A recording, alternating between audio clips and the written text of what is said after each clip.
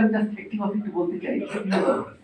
Madam যখন ছবি তুলতেন, মানে ছবি তুলতে আমি তুলতাম, তো যখন সে অবসর থাকতেন ওর কাছে ৫ জন এসেছে, ২ জন আসেনি এখনো, তো আমি অপেক্ষা করছি ভিতরে।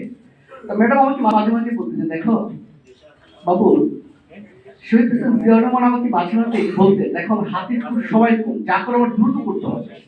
এই একটি কথা আমার ভিতরে সবসময় মানে চিন্তা করতে, সে বুঝতে, জিয়াউর রহমান সাহেব বুঝতে পেরেছিলেন যে তার জীবনটা সংক্ষিপ্ত, এই কারণে সেই কথাটা বলতেন।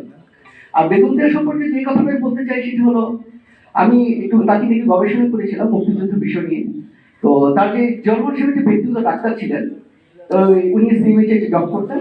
তো আর জিয়া রহমান তখন এই যে চট্টগ্রামে এই তার সাথে সেনাবাহিনীতে কাজ করতেন। তো যখনই সে অসুস্থ হতেন তখন ঢাকা সিএমএইচে চলে আসতেন।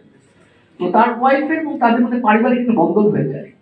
তো সেই সময়তেই বললো, আমি ওই তার ভদ্রমহিলা, তার স্ত্রী নাম হয়েছে আপনার আসমানি আপা। তো আসমানি আপাকে যখন আমি জিজ্ঞেস করলাম যে বেগম জিয়া সম্পর্কে, মুক্তিযুদ্ধ সম্পর্কে তিনি কিছু বলেন, তিনি আমাকে একটি কথা বললেন যে দেখো, বেগম জিয়া এই যখন আমার বয়সে ছোট, আমি তাকে ভাবি বলে ডাকতাম। তো আমি তাকে যখন জিয়া রহমান রিভোল্ট করলো, তখন আমি তাকে বললাম যে দেখেন, পাকিস্তানি সৈন্যরা আপনাকে ছাড়বে না, আপনার সন্তানকেও ছাড়বে না, আপনি এক কাজ করেন, পার্শ্ববর্তী ভারতে কোথাও পালিয়ে যান, অত পার্শ্ববর্তী কোথাও আশ্রয় নেই। বেগম জিয়া বলেছিলেন, আমার স্বামী যে দেশের জন্য লড়ছে সেই দেশে আর কোথাও যাবো না। কিন্তু আজকে এত বছর পরও তিনি একই কথা বলছেন, এখনো তিনি বলছেন যে আমার স্বামী যে দেশের জন্য, আমার দেশ ছাড়া আমার কোথাও কিছু নেই। সেই মানুষটি আজ আমাদের মাঝে নেই।